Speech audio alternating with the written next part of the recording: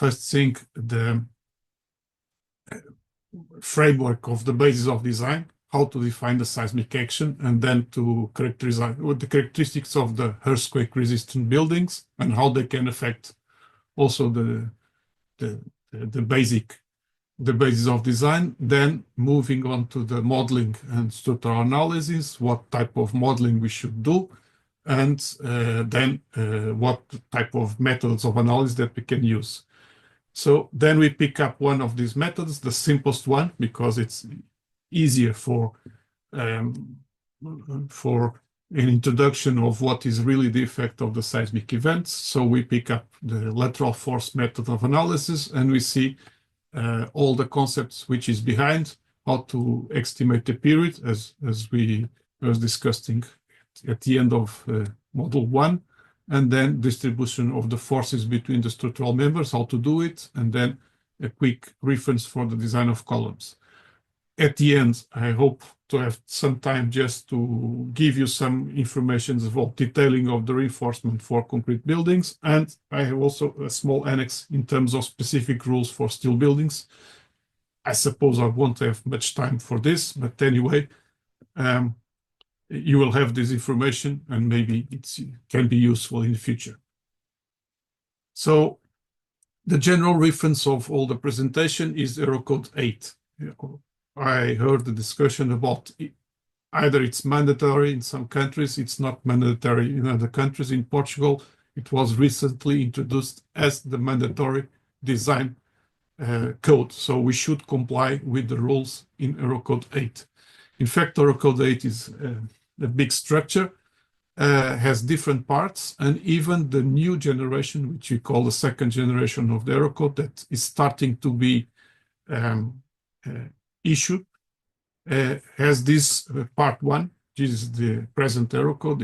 It's from December 2004, which gives the general rules and seismic actions and rules for buildings. And in the second generation, this will be split in 2 parts. Part 1, which is part 1.1, which will be general rules and seismic actions, and then part 1.2, which will be specific for buildings with different type of structures. So concrete, steel, concrete composites, steel, masonry. So there are a lot of information inside. These are not easy documents to be consulted, but anyway, it will be the future. Then there are different parts. Part 2, for instance, is for bridges. Part 3, an important part for the assessment and retrofitting of buildings, and other parts as well for other types of structures.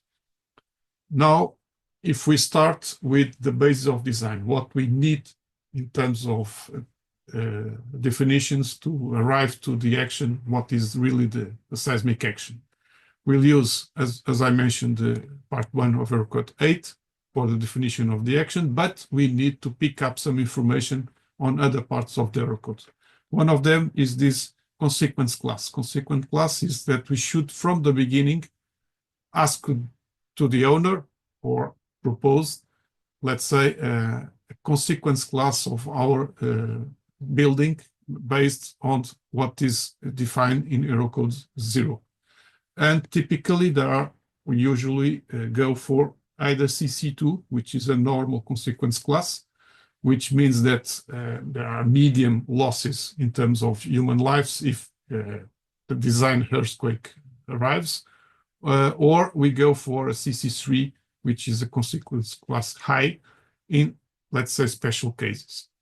Now, this is the present definition. CC4 is even higher, although it's not well totally defined in Eurocode 8 what is the design. So this is a very special case that should be dealt with special conditions imposed from the beginning from the owner of the building.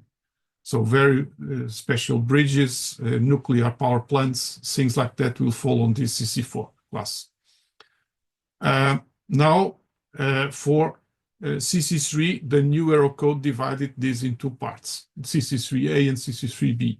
CC3A means that buildings which with seismic resistance is important in view of the consequences, which means schools so public buildings, let's say.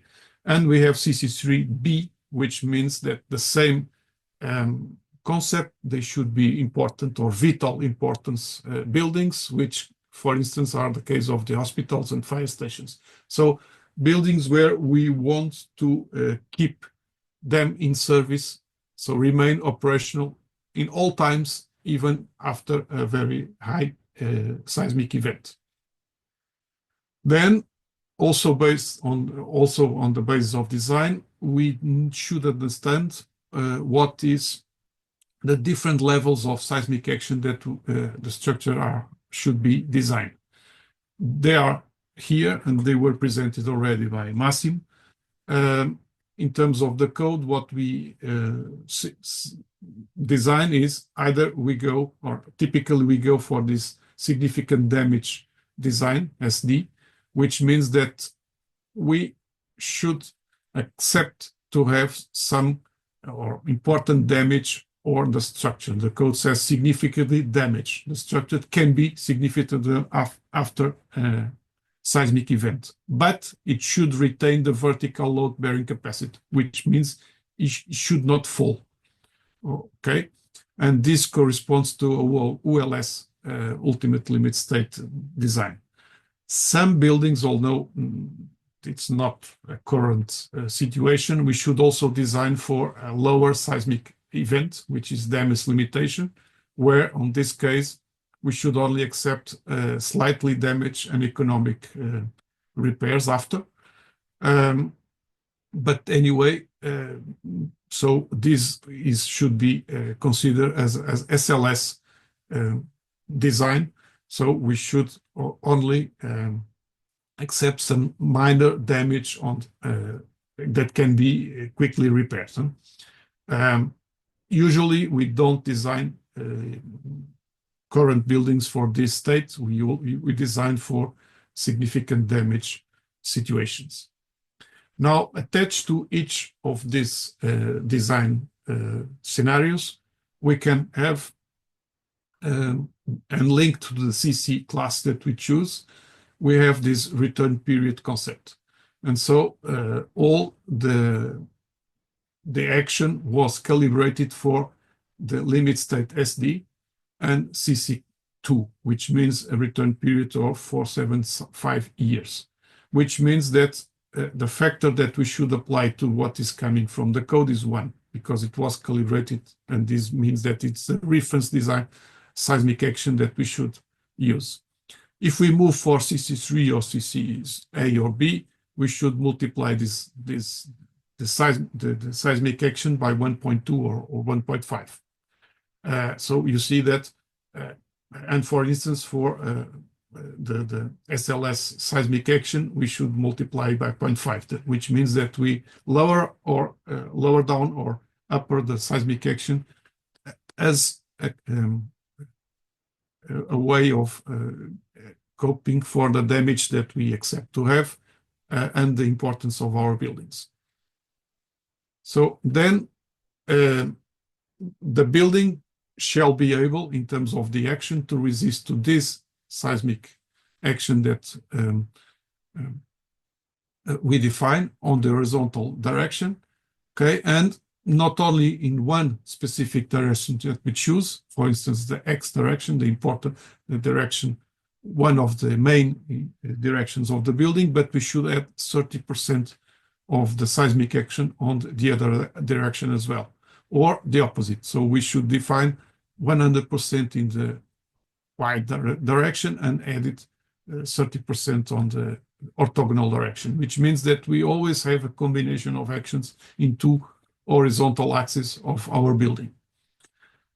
Then, so this is just to give the reference about what is the seismic actions that we should use. Now, we should understand that there are primary and secondary seismic members on our structure, that they are either the main frame that we say it will resist, and we can classify secondary columns which are there, and we say, okay, these ones won't be much useful, so we won't consider this as being resistance for the seismic, although we'll see that they should also comply with some rules. So this is what is said on the code. So we can designate it some secondary seismic members, not forming the seismic action, not resisting to the seismic action of our building.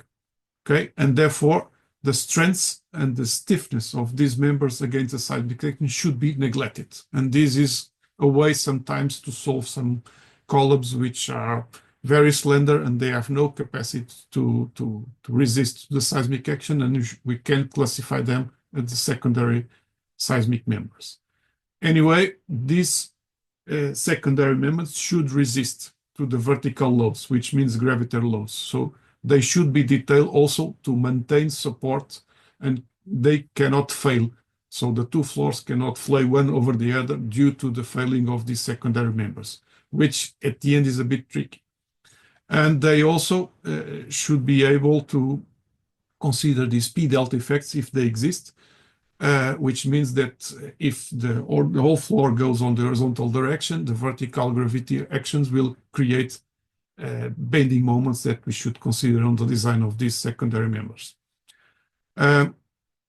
Okay, which means that at the end, as Massimo was explaining, these secondary members need also to comply with the requirements for the local ductility of the columns.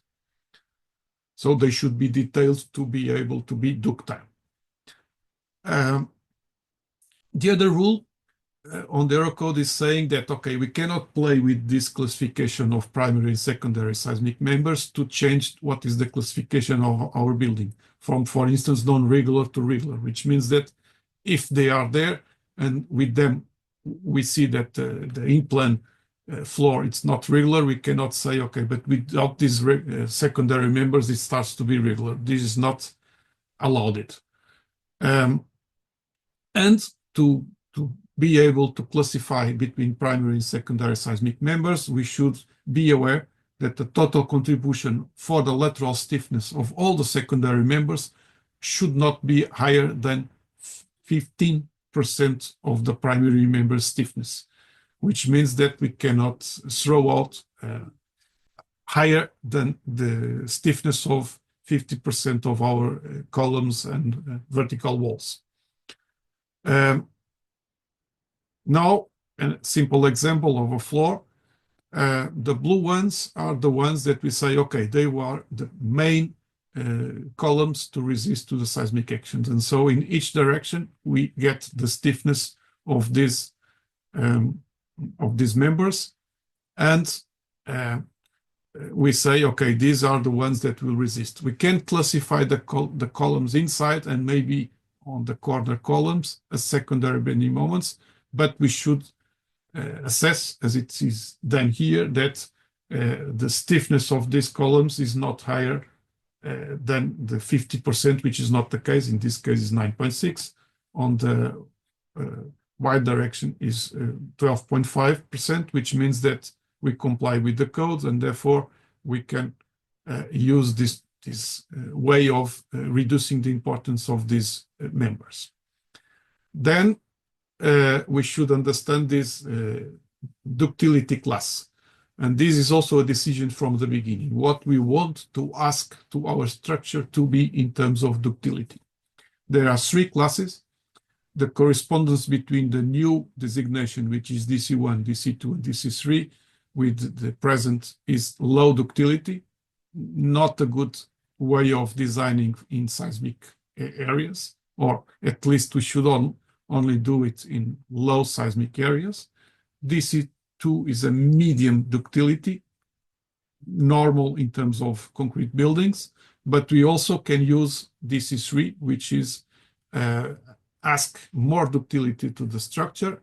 We have more restraints in terms of detailing the reinforcement, but we use a very much higher behavior coefficient on this case. We can use in concrete this DC3 to, let's say, lower down the action, therefore the effects of the actions, but we should be very careful in terms of detailing. For steel and steel concrete composite structure, DC3, it's a very much easier way of designing because in fact steel and steel composite structures, they are very ductile. In terms of behavior coefficient, just to have an idea, I have here the limits between 1.5 and 2 and 2 and 3 and higher than 3 if we go for DC3.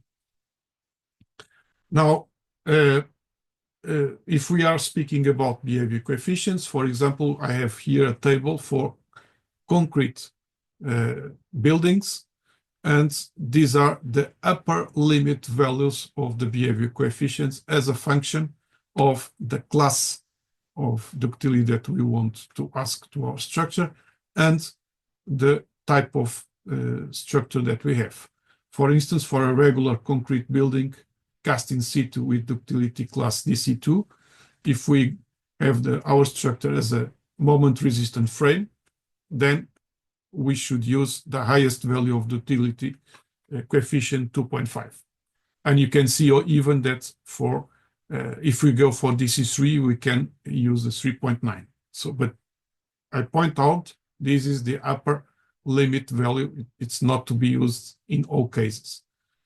Then, based on this, we should classify our building. And classify our building means looking at the structure that we are proposing and say, okay, it's either regular and it works, it performs better under the seismic events, or it's irregular, then we, let's say the special cases, but I would tend to say that these days there are a lot of buildings which are not regular, and therefore we should lower down this behavior coefficient based on that evaluation. So how to evaluate the in-plan regularity of our building?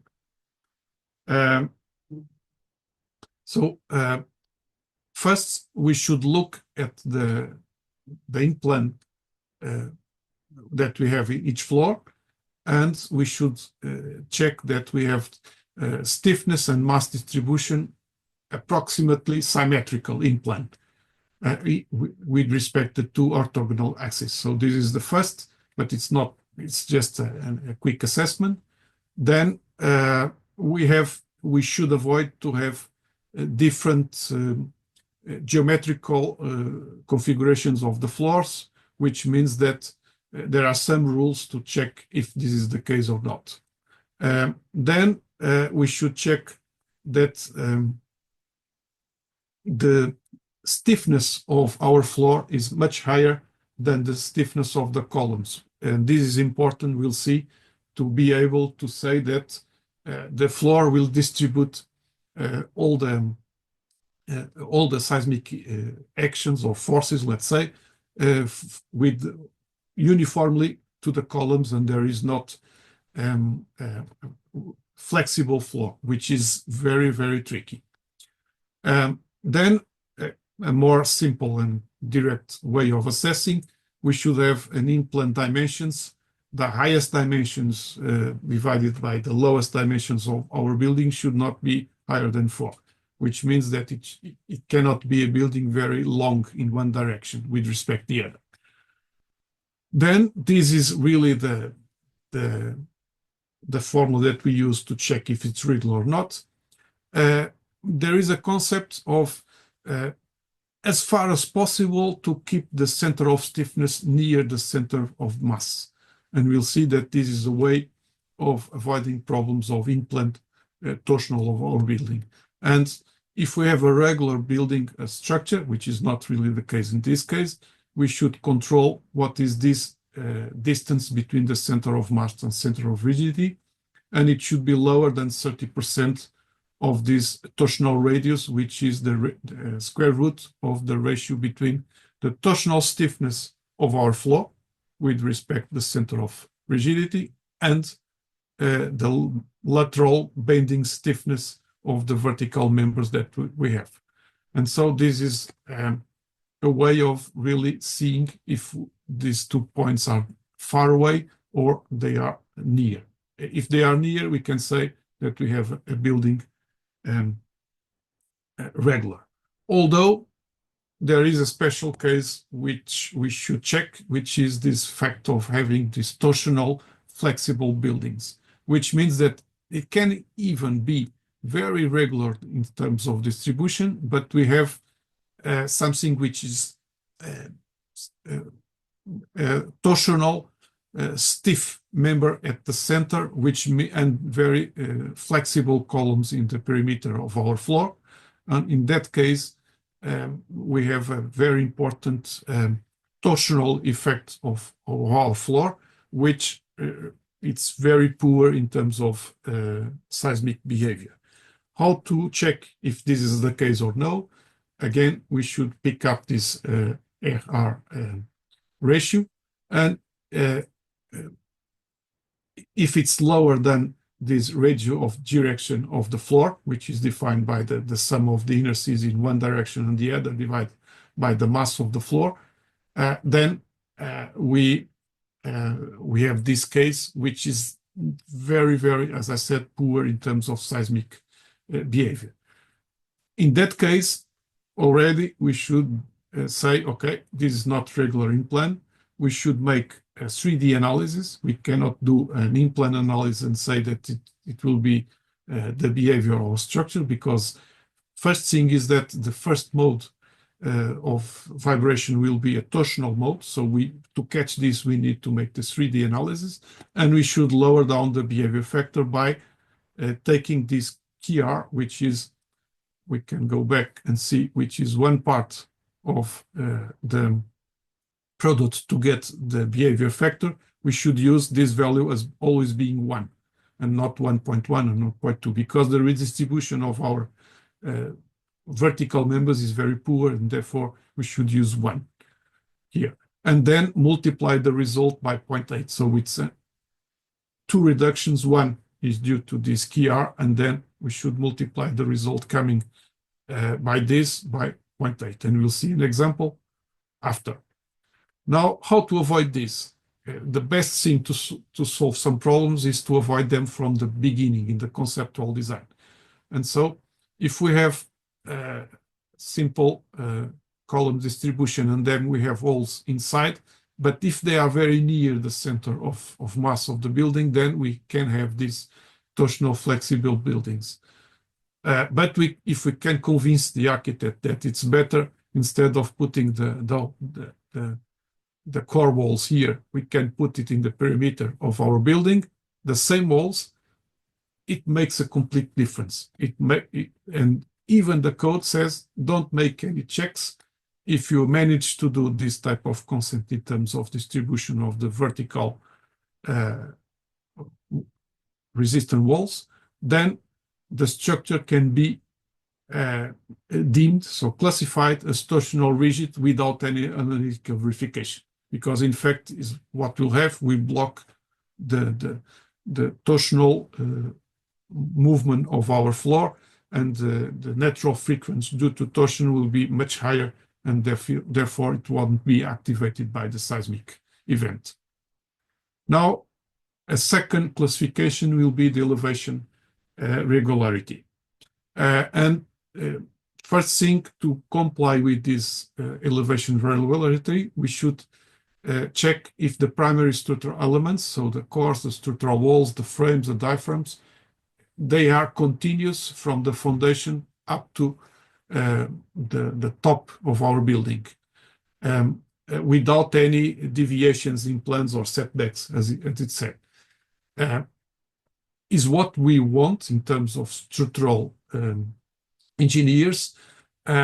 Hopefully it will be the case in simple buildings. Sometimes it's not so easy to comply if you have a more architectural building. But in terms of civil engineer behavior, my rule is keep it simple. The vertical members should be continuous from the foundation up to the roof.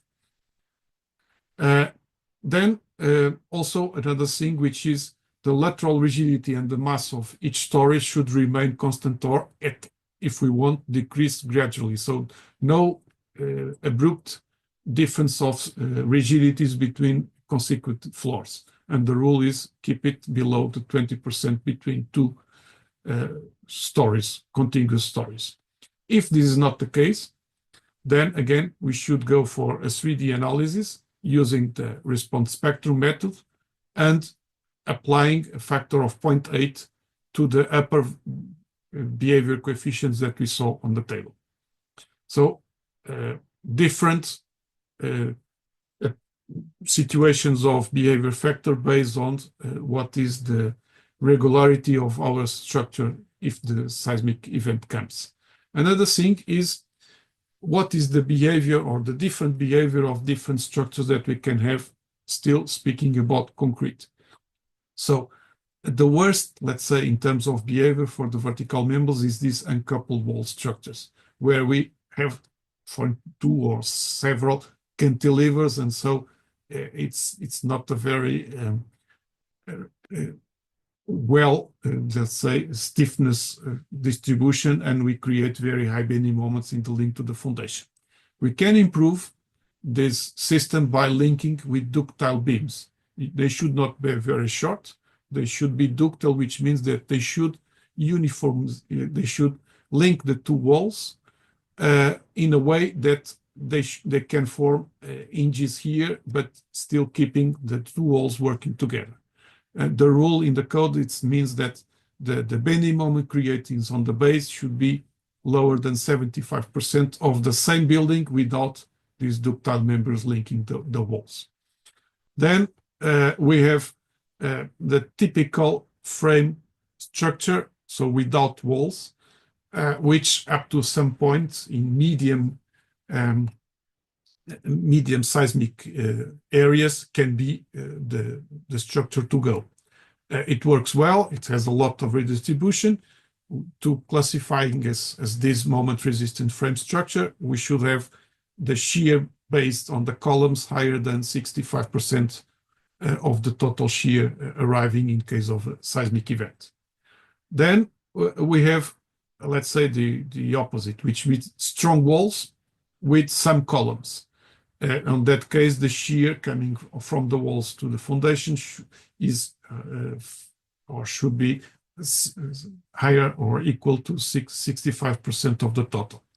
Then we can have a mix between a system with walls and columns, more with columns on this case, or more with walls on this case, or more with columns on this case. And there are the classifications in terms of the shear of the walls or the shear of the columns should be in each case higher than 50% of the overall shear coming in case of the seismic event. So we see that we have different approaches. Each approach corresponds to a higher ductility factor for DC2 and DC3. So a column or a column with some walls inside to let's say, to increase the resistance of the frame system, we can go to behavior factors of 2.5 or even 3.9, which for me it's already a very high ductile behavior factor for a DC3 structure if it's concrete. For instance, if we have a moment resistant frame with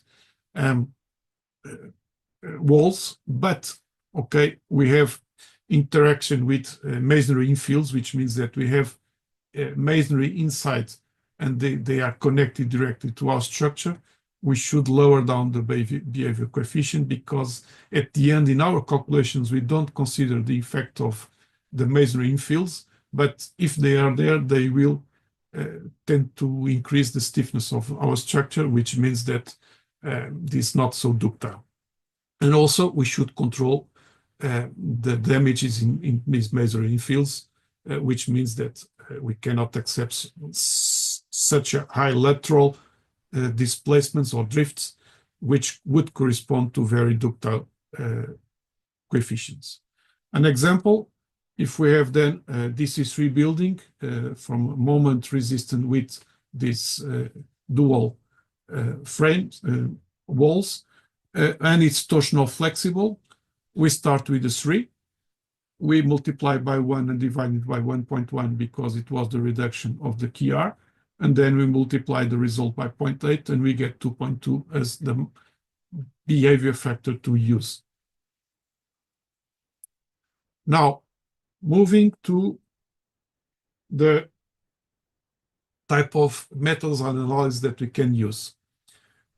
I must say that this lateral force method of analysis, it's simple, it's easy for the pre-design.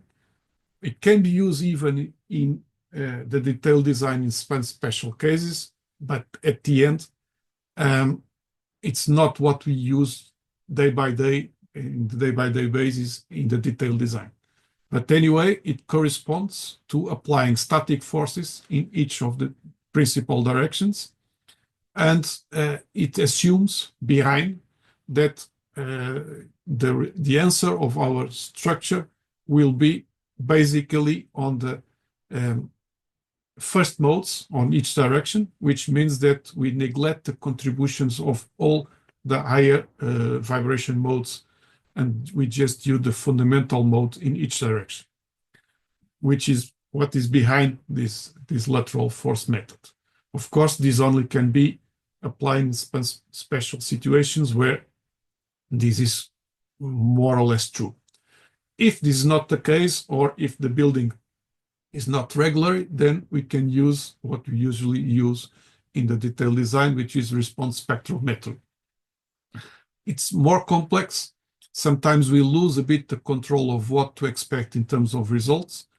But anyway, it's much more powerful because it may be applied in all cases, and in particular in structure which do not satisfy these conditions of application of the lateral force method. So it can be used always. Then we have two other methods defined in the code that can be used, although they are not used in the day-by-day basis. One of them is the nonlinear static analysis, which usually it's known as pushover analysis, which corresponds to apply a force, increased force in one single degree of freedom of our model, and to increase the force up to what is the failure or the conventional failure of our structure. Typically, this is a way of assessing what is really the resistance of existing structures, or if we want to retrofit structures, we can make an assessment of what is existing and then increase the resistance and see what we can gain in terms of structural resistance to the seismic events. Then we can have also a response history analysis, not usually done, at least in the design of simple buildings or even more complex buildings, but it can be a way to assess the time-dependent response of our structure during time for a seismic event. So we simulate the seismic event as an oscillogram on the base, and then we see what is the peak response at each time. Very heavy analysis, and there is a problem, which is we don't know exactly what to expect in terms of the next seismic event that we'll have. So we cannot only use one oscillogram on the base, and we need to test different oscillograms to be sure that we catch all the responses that can appear in our structure based on different types of seismic events. So yeah, it's a very, very heavy way of analysis. Now, if we pick up the two most used methods of analysis, either a linear elastic analysis based on the lateral forces, which can be used if our building is regular in plan and elevation, and also if it's not regular in plan, but it needs to be in elevation, and therefore we can go for this lateral force, but we need to have a 3D model of the structure. If we have a regular plan but not in elevation, in these two cases we need to go for a model analysis. In this case, typically we do a 3D model of our structure and we get everything that we want. Now, if we move for how to use this simple method of analysis of applying horizontal forces at the level of each floor, we need to have a simple model, and we should understand that our building, if it's a four stories building, it can be considered as a link between masses, and these masses concentrate the mass that exists at the level of each floor. So the masses should be what is really permanent there, which is always there, and then the quasi-permanent value of the variable actions, typically the live loads. This C3 is typically 0.3, as mentioned by Massimo, and we can even, in some countries, accept to have this phi factor, which reduce the live loads. And it can be in some categories of live loads to be used this 0.5. Although some countries in their national annex, they put this psi as always as 1, because it's on the safe side. And in fact, we don't gain much, because what is important is, at least for concrete buildings, is the self-weight and the superimposed dead loads. And therefore, this part is already low because it's multiplied by 0.3. So there is no point in even reducing a bit that. But it can be, in some countries, used to reduce a bit the mass. So we use this model, and what we do is that we consider only the first mode of vibration, which is this mode, lateral mode, going on one side and to the other. And this is the simplified model for pre-designing our structure. Then we should define the stiffness, so the stiffness between the linking of the mass at each floor. So we should not consider secondary seismic members. And in concrete, composite, steel, concrete, and masonry buildings, we should reduce the stiffness of the primary seismic members by considering the cracking effect. And this is a typical phrase of Eurocon: unless a more accurate analysis of cracking members is performed, which is usually the case, at least in the pre-design, we should consider that the reduction of the stiffness of the vertical members due to the cracking corresponds to multiply this stiffness by 0.5. So this is a way of considering indirectly the cracking, and it will increase the period, reduce the frequency, so the structure will be more flexible, and therefore this is a way of indirectly reduce a bit the action that we'll have. So then foundations, because we need to link this to the foundations, and we should assume something. Typically what we do is considering a fully restrained foundation, which means that this is a fully restrained, the rotation, although in the latest design stages we can have a flexible foundation, which go on the direction of reducing the seismic action, because due to that we can reduce a bit the stiffness of our structure, which means that the acceleration, the design acceleration that we'll get from the spectrum will be a bit lower. Now, by using this lateral force analysis method, we should have some assumptions. First of all, it should only be applied to buildings with, at the limit, 30 meters height, and the first period should be lower than 2 seconds, which means a natural frequency higher than 0.5, which is usually the case in concrete buildings. So, but these are two constraints to use this lateral force method. The other thing is that the building should be regular in elevation, regular in plan, as we saw. And if we comply with these points, then we can say, okay, the seismic response, it's more or less equivalent to what we get from the first mode, which we have here, in each direction. So the seismic action is primarily governed by the fundamental vibration mode in each principal direction. Still, we need to define really what is this design acceleration. And as Massimo explained, we have to define this a lot of information and a lot of different points that we should understand that are behind the definition of this SD. So first of all, the geometrical location on the country. So where is the map, as we saw?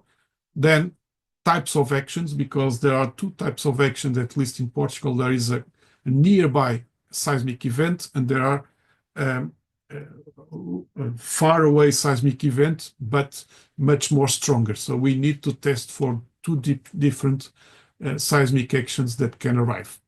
Then we should look at the type of foundation soil, and they can be classified as between A and E. And then we should define the important factor that we saw move from CC class 2 to CC3, for instance. Then we need to assess the period of a structure. We need to define the damping coefficient, which typically it's 5% for concrete structures. So this factor will be the 1. And we need to define what is the behavior coefficient. So you see that there are a lot of information which is needed to define this design acceleration. Anyway, the important thing is that we need to have a way of assessing the periods of our structure, the first period on each direction. So this can be made according to the Eurocode in 3 simplified ways.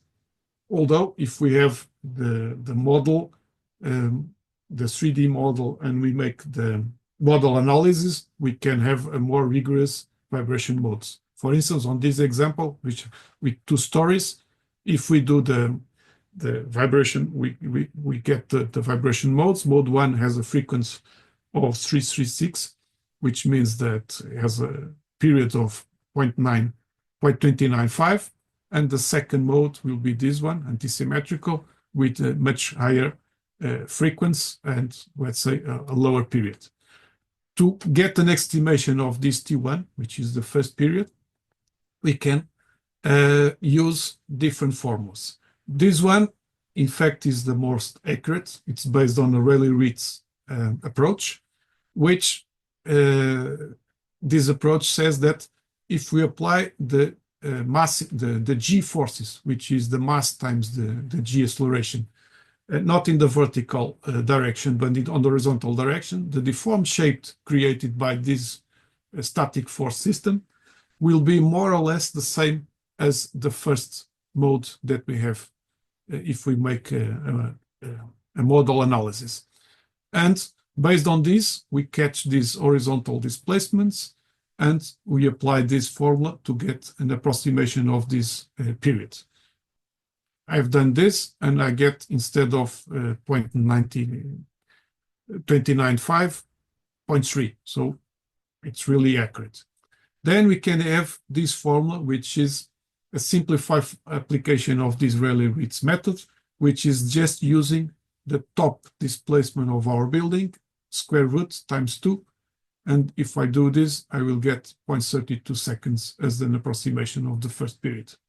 And there is even a more empirical formula on the present Eurocode, although they have kept this on the new version, that it's based on the type of structure that we have. For instance, a moment resistance space concrete frames, we should have this coefficient of 0.075, and then it's just based on the height of our building over the ground. And this is important because sometimes we have garages, but this height should be relatively measured to the ground level. And by doing this, I got 0.29 seconds. So in this case, it's also a good approximation. Be aware that this doesn't have any influence of the, let's say, the dimensions of the columns that we have, and we still get a more or less good approximation. So it was calibrated with a database of a lot of buildings to try to get this CT as accurate as possible.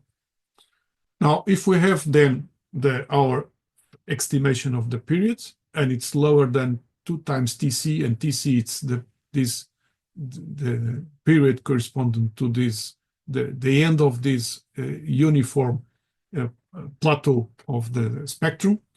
Then we get from our design spectrum the design acceleration. So design spectrum already containing inside the behavior coefficient. Then if we apply this acceleration to the overall mass, which is vibrating, which is the sum of all the masses of each floor, we have the base shear force on the base of our structure. Will be the sum of the forces that are applied at each level of our building. Still, we can use this lambda factor, which is a way of correcting, in some cases, a bit the dynamic behavior against the static behavior that we are assuming here. So if we have a building with more than 2 stories, which is the case, and with this limitation in terms of the period, we can use this lambda as being 0.85. What is behind this is, let's say, a correction factor that accounts for the fact that the building with at least 3 stories doesn't respond fully in the first mode, which means the mass mode attached to the first mode that we are using here, it's not 100%. There are some other modes that will catch a lower acceleration in our spectrum. And since we are using 100% of the mass, we can apply this factor to what is given in terms of equivalent force to the seismic event. So, of course, if you always use 1, it will be on the safe side as well. Then we need to understand how to distribute this mass at each level of our building. Based on the Rayleigh-Ritz method, this can be done using this formula. So again, based on the lateral displacements of each floor, or a simplified formula of this, assuming that we have a linear increment of the displacements, it can be changed.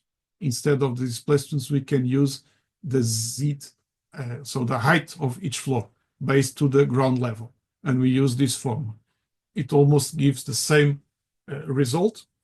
And it's a result based on, let's say, an inverted triangular distribution of forces. So each time we increase 1 floor, we increase the force.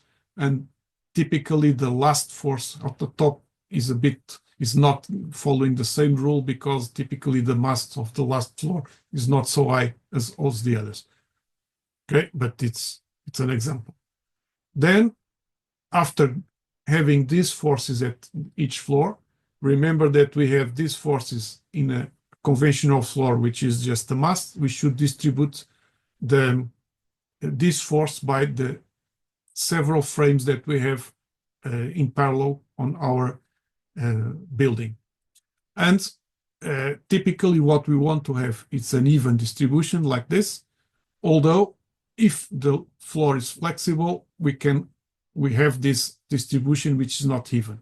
This is something that we don't want to have. Therefore, we should ask for always to have a rigid floor, which means to have a diaphragm that imposes the same exact displacements to all the vertical columns that we have there. Typically, this is found to be the case if we have in situ reinforced concrete solid slabs. They work as a rigid floor. And therefore, at least in high seismic zones, this should be always used. Yet, I know, because I already used in some countries, these hollow core slabs, which they just work in one direction, and they are not solid, and therefore they are much more weaker in terms of saying that we'll have a rigid diaphragm at each floor. Still, the new version of the Eurocode, understanding that this is really a competitive solution, says that if over these hollow core slabs we cast topping layer of reinforced concrete with at least 40 to 50 millimeters, with reinforced mesh linking the beams and the walls, then we can assume that we have a rigid diaphragm, which is a good rule to understand, that maybe even on these cases we can adapt this solution to seismic event areas. Be aware also that the code also says that the top surface of our precast element should be rough, otherwise this topping layer doesn't works together with the hollow core slabs, or it should be connected with shear connectors. So, but the easiest way is to keep it rough and not like this. Then we should distribute these forces based on what is the stiffness of each vertical element. These are the formulas, which means that each stiffness of one vertical member divided by the overall sum of all the stiffness times the force that we have on that level will give us what is the force to be applied at each column. So it's the concept of having all the portal-from links with rigid elements, and therefore they always have the same displacement based on the fact that we assume to have a rigid diaphragm at the level of each story. Even so, we cannot only say that we have translational displacement. We need to apply this force that we have at the level of each floor with some eccentricity with respect to the center of mass. And therefore, the Eurocode says, okay, consider this accidental torsional effect of 5% of the lateral dimension of our floor, which also implies increasing the force and then the bending moments applied at each column, and it will increase with the distance that we have from the center. And this can be a way of increasing this effect based on this psi factor, which is 1, which is all the translational effect, and then 0.6 times the distance from the center of the building to the where is our column, divided by the L, which is the lateral dimension of perpendicular to the seismic action. In fact, this changes between 1 here and 1.3 here, because this should be, if we have this frame, L divided by 2, which means this gives 1.3. So due to this eccentricity, in fact, the design of the lateral columns should be designed with this factor of 1.3. Of course, if our floor is not symmetrical, then we have a really rotational issue, and we have a torsional bending moment created by the force applied at the center of mass with respect to the center of rigidity. We should consider this directly if our eccentricity is higher than the 5% that we consider in the other case, and we should add to the effect of the translational of the floor, we should affect this rotational effect, and therefore this is the distribution of the forces based on the translational effect, and this is the way of getting the center of rigidity of the floor, and then the contribution of the rotation of our floor, which will be based on the distribution of the torsional bending moment, which is this one, by each column on that links, it's linked to this floor. And this is the formula of having the two effects. Now, based on this, we'll have this type of bending distribution on the columns and on the beams, applying this vertical force in each frame.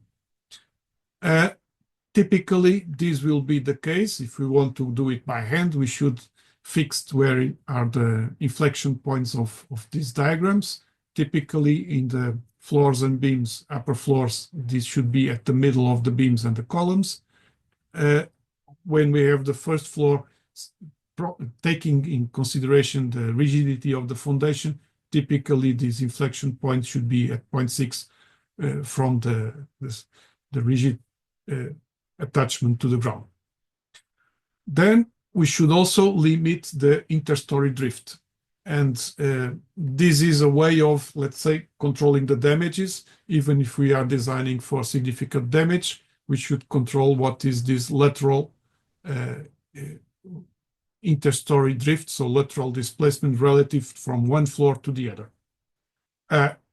The code says that we should check this based on this factor of 0.02 for concrete and steel buildings design, multiplying by the height. So it's a ratio of about 2% of the height. It's the limit in terms of interstory drift. One thing, up to now, we were dividing the seismic action by the behavior coefficient. But this is just a way of reducing the forces that we apply. Now, if we are picking the results of the lateral displacements, we should correct that because, in fact, the forces, they are lower, but the displacement, they should be based on what is really the behavior of our building. And as we saw, the higher ductility means higher drifts of our floors. So the result that we get directly from the model should be multiplied by the behavior factor to get these lateral displacements of each floor. We should also check that we don't need to consider the secondary effects. These are the new formula, a bit more with more permittance than the old one, but the concept is the same. It's the ratio between what is the vertical effects divided by the horizontal shear at the level of each story. And it should be lower than 0.1 to be able to neglect the P delta effects. If it's between 0.1 and 0.2, then we should multiply the bending moments coming from the first order analysis by this factor to consider the P delta effects. If it's higher than this, which won't happen in concrete buildings, but it can happen in some very flexible steel buildings, we need to go for a nonlinear analysis, full nonlinear analysis. But with these bending moments, we should then check for the reinforcement. The reinforcement should be checked with the normal forces plus the bending moments, as usual. And this is, let's say, iterative process because we have defined some geometrical dimensions for the columns. Then we get the seismic actions. We get the internal forces due to that seismic actions. We check the reinforcement. We see that if we have our place or not to put all the reinforcement. If it's a very light reinforcement, maybe we can reduce the columns dimensions. If it's a very, very high reinforcement, then we need to increase the dimensions of our vertical members, typically. Okay, then we can go for a different solution that we saw in the beginning, which is add the columns with some walls, resistant walls, which will be very effective in terms of resisting to the seismic events. So the idea is that we put in parallel a very stiff equivalent core, which is the sum of these two, and we have all the other frames simulated by this equivalent frame. And we see that if we apply, just to have a feeling, horizontal forces equal in all floors, we'll have this type of bending moment on the core, and again, this type of distribution of bending moments in different levels of the columns, of the vertical members.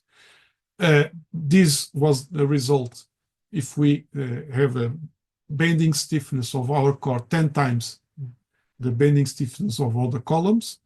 If we increase the stiffness of the core to 50 times the stiffness of the columns, then we have almost everything catch by the core, which is also, in my view, not a good way of designing, because at the end we are concentrating the problem in just one vertical element, which then will have much more difficulties to be reinforced and even to transmit this very high bending moment to the foundation.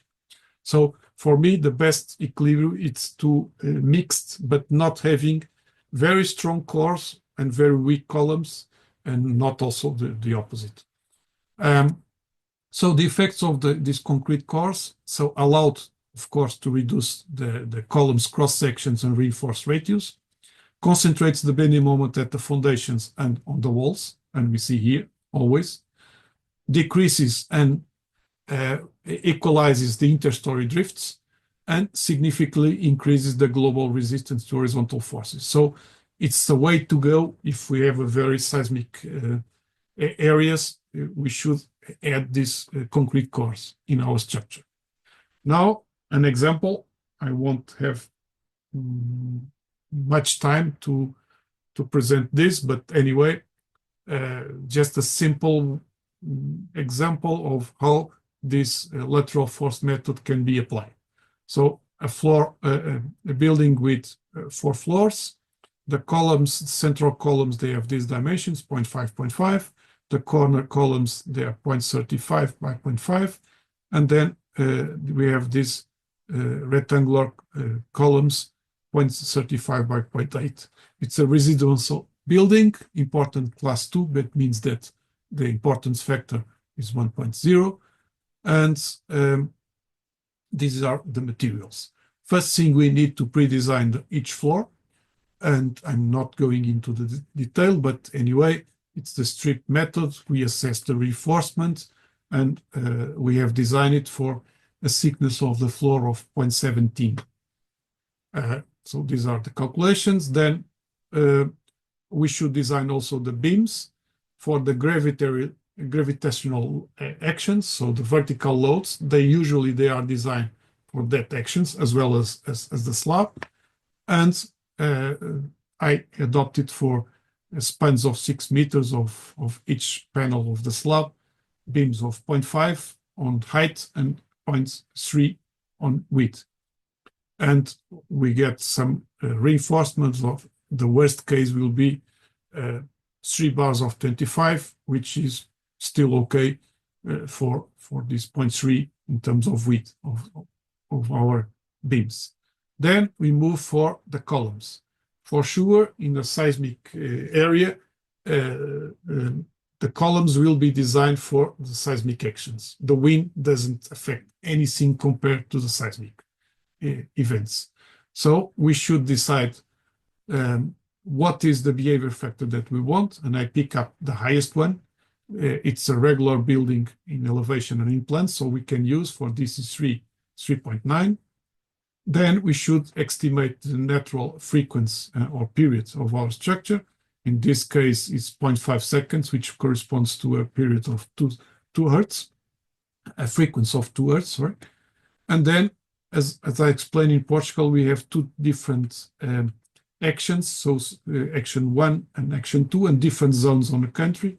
But in this case, it's seismic event 1, which is the far away but very intense, which will give us the highest design acceleration, which is 158 meter per square seconds. And therefore, we have the base seismic force as being this force. Then we need to divide this force by the different levels. The table that we had it before, based on the height of each floor with respect to the foundation or the ground. And therefore, we have these forces. They are increasing in height. So we have this. Then we need to distribute this force on the y direction by the different portal frames. And we see that this portal frame, since it's more stiff on this direction, will catch 33.5% of the overall force, seismic force in each level of our building. And the interior frames, they will catch 16.5%. And so on this specific portal frame, we should apply the equivalent forces on the horizontal direction and get the bending moments, the shear forces, and also the normal forces. These normal forces should be added to what is coming from the gravitical actions. Then we should be aware that this is an in-plan model 2D analysis. We don't consider indirectly the torsional effects, and therefore we should multiply these bending moments and also the shear forces by 1.3, which means that we increase by 30% the effect of the seismic due to the possible torsional rotation of our floor. And then we get the reinforcement for each column based on these bending moments. Don't forget, however, that we are only consider, for instance, in this case, this 100% of the seismic action on the y direction, which means that we need to even some 30% on the other direction for these columns. What we usually do is that we don't consider all the reinforcement to work in one direction, saving them to work for this 30% on the other direction. Although this is a simplified way, but it can be used. Then we should check for the interstory drift. I assessed the lateral displacements of each floor. Again, don't forget that this needs to be multiplied by the behavior factor, because these values are coming from forces which were divided from the beginning by the behavior factor, but in fact, in terms of displacement, they should be corrected. And as we see, the interstory drift between floor 1 and floor 2, it's 41 millimeters, which means that we still cope with the limit of 0.02 times the height of the building, which would be 6 centimeters, assuming that we have no masonry infills linked to our structure. Then, because otherwise the limit would be lower.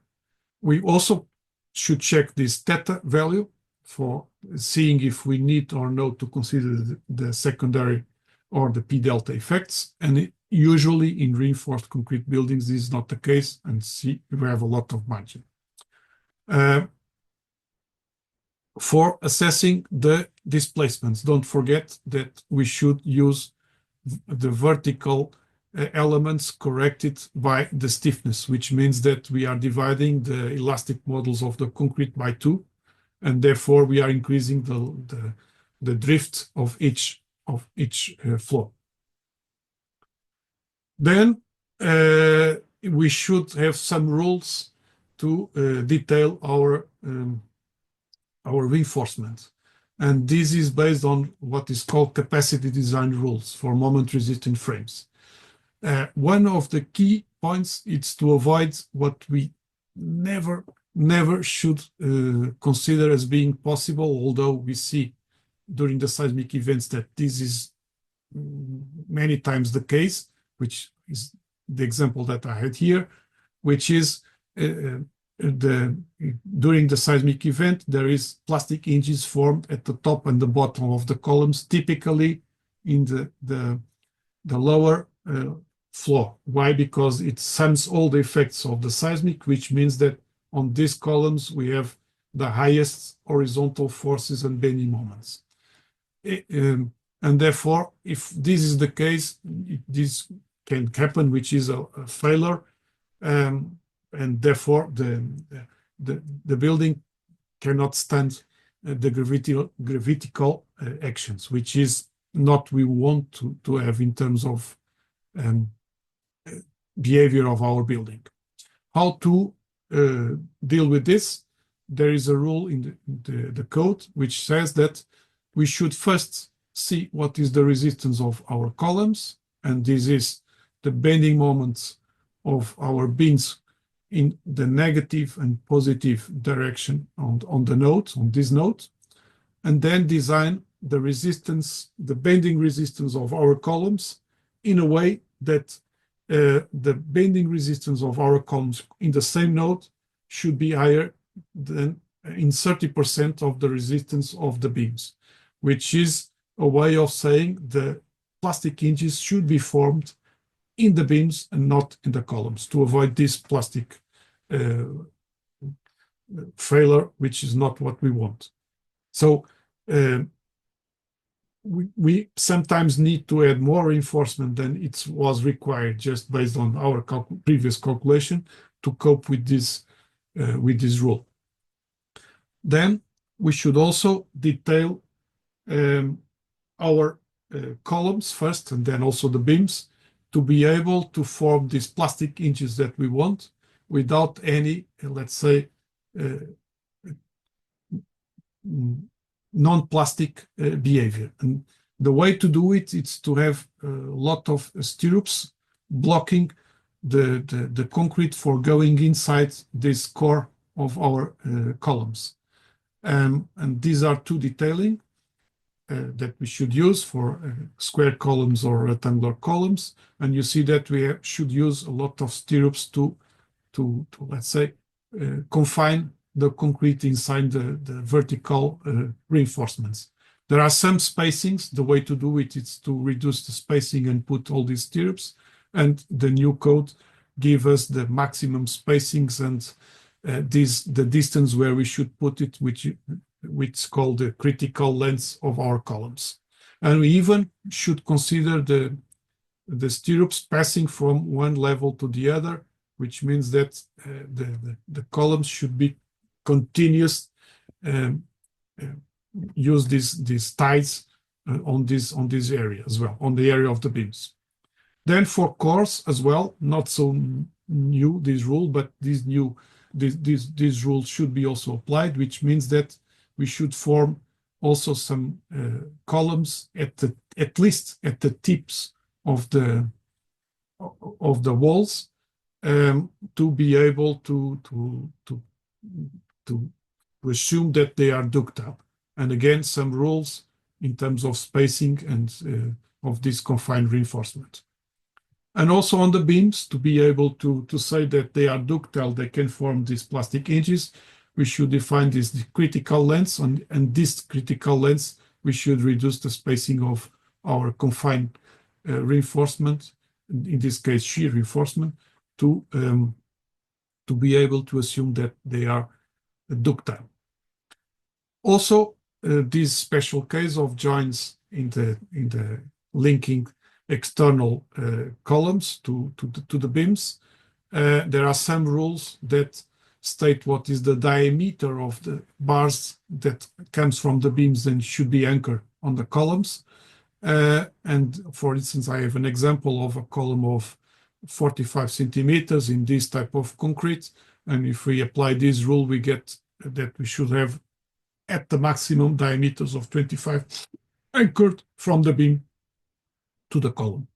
So it's a way of getting some rules for detailing. Now, I think I am already at the limit, so I won't go in much detail in this, I would call annex, additional information related to steel buildings. Mainly the concept of, as Massimo already explained, concept A or B in terms of low dissipative or more dissipative structural behavior. And then types of structures that we can have in terms of steel. And then the ductile coefficients that we can use, knowing that also the minimum value should be 1.5, the maximum should come from the table, and then we should multiply by this beta, which is a lower down if the building is not regular. And also some rules for the beams and the columns in terms of the class of the sections.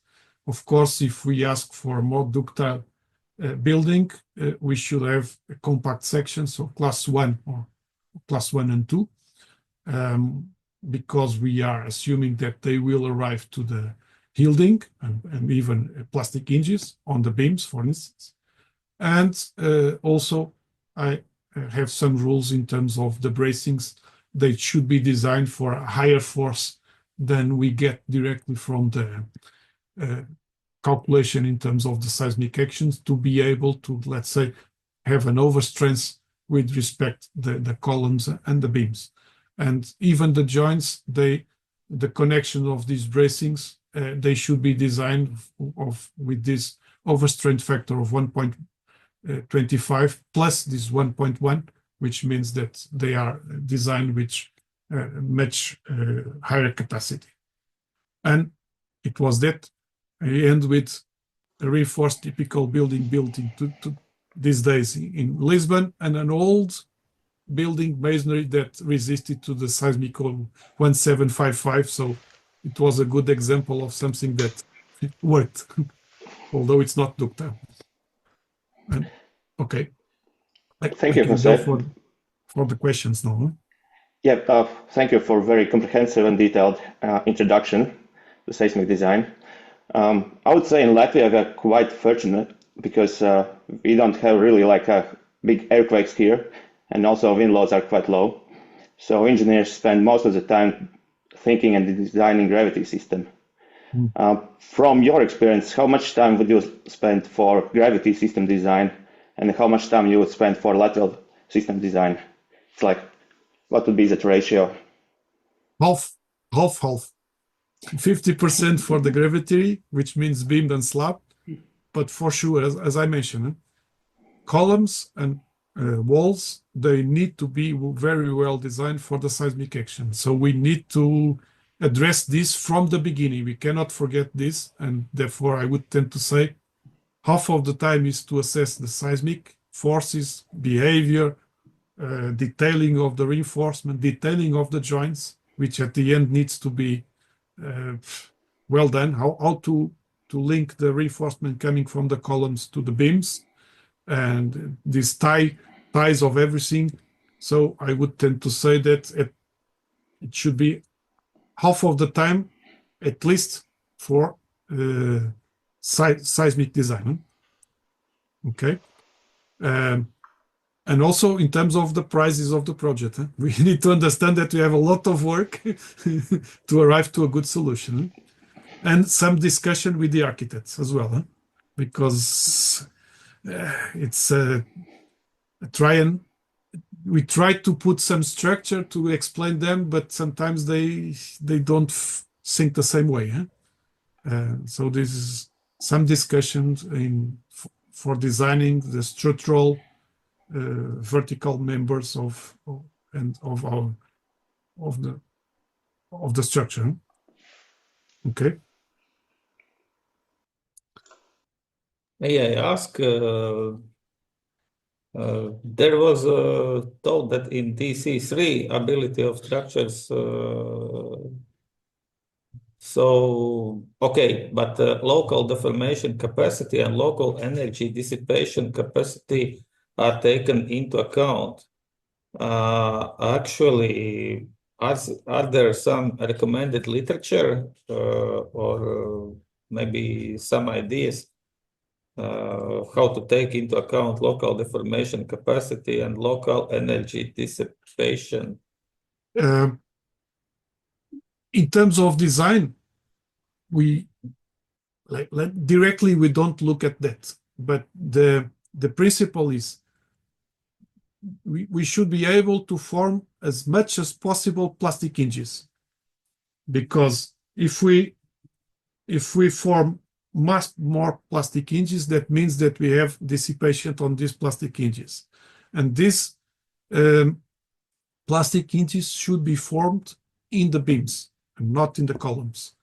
And so the concept is to try to have flexible and very well detailed reinforcement in the beams, and always an overstrength on the vertical columns to say they won't be the critical, let's say, problems, because they will lead to a failure which is one flow over the other, which is not what we want.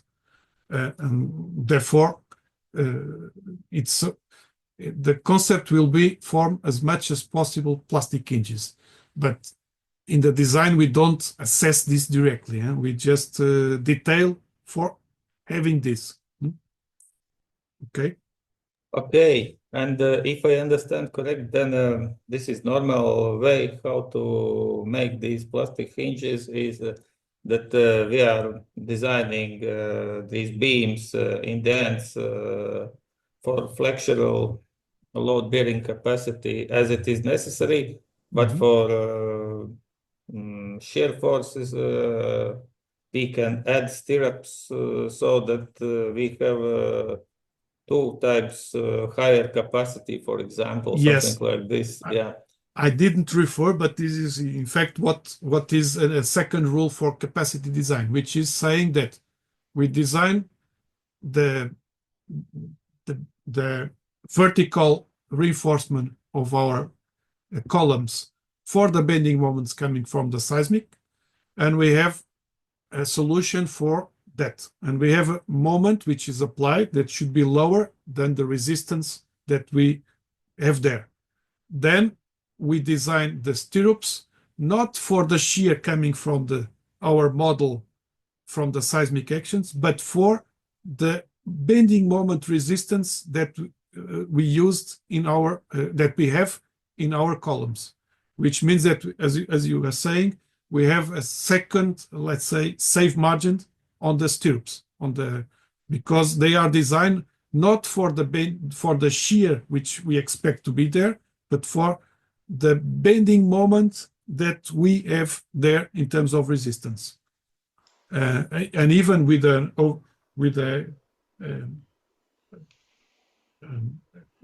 overall factor that increase that. But yeah, the stirrups, they should be designed to assure that we don't have shear failure at the base of each column. It should be a ductile design failure based on yielding of the vertical reinforcements that we have there. So this is, yes, a concept that also goes in the direction of dissipating energy. So without having this not so ductile failure due to the shear. Okay, thank you. We have also some questions in our QA panel here. Okay. Igor is asking how to find the right balance between economical factor and safety to avoid the collapse during the tall building erection, as we have seen in Myanmar recently, considering that resistance at any intermediate stage may not be as good as provided by the final design model. But this should not happen. I don't understand how this happens. Happened because during construction, the structure is already there, floor by floor. The mass is not so high because we don't have the finishing works, the masonries and everything, and even the live loads inside. So the resistance capacity should be the same if everything was done in the reinforced concrete as it should, and the mass is lower. So it's a bit difficult to explain how that happened. Huh? If it was, for instance, a steel building and they didn't install the bracings, then I could understand or explain, okay, if there is no bracings, the structure in terms of horizontal forces is not complete. But in a reinforced concrete building, from the beginning, the structure should be there floor by floor. Huh? So I don't know. Massimo, do you have an explanation for that? What I was reading and what I was able to see.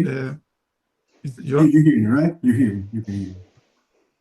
So what I was able to see, actually, I confirm your impression. Of course, it is not a problem of stage construction because this is a reinforced concrete building, and so the structure is all there.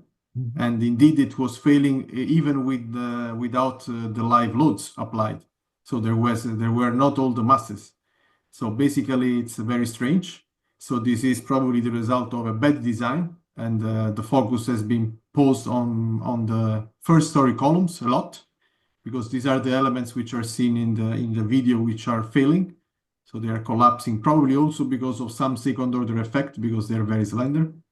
And I think this is my impression. There is also a problem of materials. So probably the steel is not even ductile, the steel they used. Probably there is an investigation, so I have no means to say the steel is not good. But probably I imagine there can be any problem with the ductility of the material itself. So this is, as we see, very important. So still has to comply with the specific requirements in terms of elongation at break. So of course, if they use some kind of bad quality steel in this construction, of course, there can be some local collapse which are yielding to the progressive collapse of the building, which is what we saw. So in theory, this should be impossible, by the way. It is for sure some human error in the construction of this building. So this is what I think. Mhm. Yeah, as well. Thank you, José Massimo. There's another question from Maris. How often in practice you design for vertical seismic forces above epicenter? Can you repeat? Yeah. How often in practice you design for vertical seismic forces? The code says that this can be skipped, can be considered almost buildings. We do not need to consider the vertical forces because the vertical modes, they have such a high frequency or low period that they won't be excitated during the seismic event. So Massimo, I don't know if you want to add something, but it's a simple way of saying that. Huh? There are, yes, it's as you say, of course, there are certain contexts for which the seismic, the vertical seismic spectrum has also to be considered, which is mainly when you have long beams, so long spans, like I think 50 meters, which of course is because then the flexibility of the beam vertical is also high. So it means that they will be excited during the seismic event, or you have long cantilevers. So if I remember well, like 5-6 meters. In this case, it's mandatory to consider also the vertical seismic load.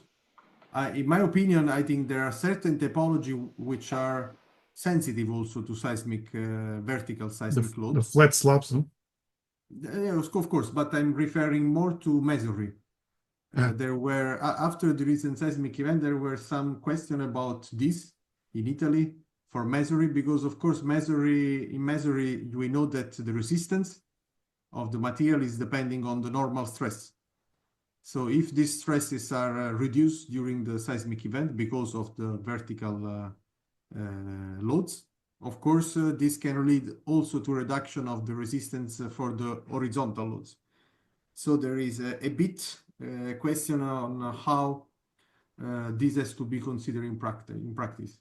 One thing which I have to say is that typically the peak acceleration, the peak vertical acceleration is not happening at the same time of the peak horizontal acceleration. So this is also the fact that the two effects are not exactly contemporaneous. Okay, so normally this is also one of the reasons because we disregard this in the practical design. So I think this is what and the design acceleration is lower. And it's lower, yes. Uh-huh. And there's also another question related to this one. When you are considering those vertical seismic actions, do you also take into account wind loads acting at the same time or not? No. The concept is seismic events are accidental scenarios. They are not factor-rated, which means that we don't multiply by any safety on the side of the action. So it's 1.0, the seismic event, 1.0, what is really there, which is the permanent loads, and then it's the quasi-permanent of the other loads. But the wind action has a C2, which is the quasi-permanent, it's zero. So we don't mix the two things. Huh? We just design for the seismic with the permanent, with the live loads. Yes, if they are there. Huh? And it's already too much. Huh? There is also one question from Valeris in the Q&A session, which is long. Maybe you can read, but I'll try to paraphrase that. There is a DIN standard about allowable accelerations during construction process, for example, by drawing, and it gives a much stricter requirements than error code. Maybe you have some comment on this, or yeah, I read the question before. I was pretty curious about this question. So there is this code that is mentioned here, which is German standard for vibration. We have some also in Italy. We have some codes like that, which are imposing velocity limits for machinery or this kind of events. Sometimes it's needed to make this assessment is true. If you compare the velocities, for sure it is true what is saying Valeris, that is the DIN standard is more conservative. It can appear, but I think this just because these limits are meant for let's say events which are more frequently happening, like a human vibration or machine vibration, not like a seismic event, which is a rare event, which is happening, as we said, like average on every 500 years. So this is why I think the limits are different. So it appears to be more strict, the DIN vibration standard compared to Eurocode 8. I think this is the reason. I don't know if José wants to add something, maybe his experience with these checks. I come from the bridge field. On bridge field, we have really this problem in a day basis, for instance, in pedestrian bridges. And it's really difficult to control the vibrations if we have natural frequency between 2 and 3 on that area, which is typically the vibrations generated by people when they are walking over the pedestrian bridges. And so the best way is to try to avoid that our vertical frequency of the bridge, and even the horizontal, because we have also sometimes problems on the horizontal direction, they should be far away from what is people walking there and can excitate. But as Massimo was saying, it's a different level of problem. It's a serviceability limit problem. We should control it in a way that we should be more strict, because it can happen on a day basis.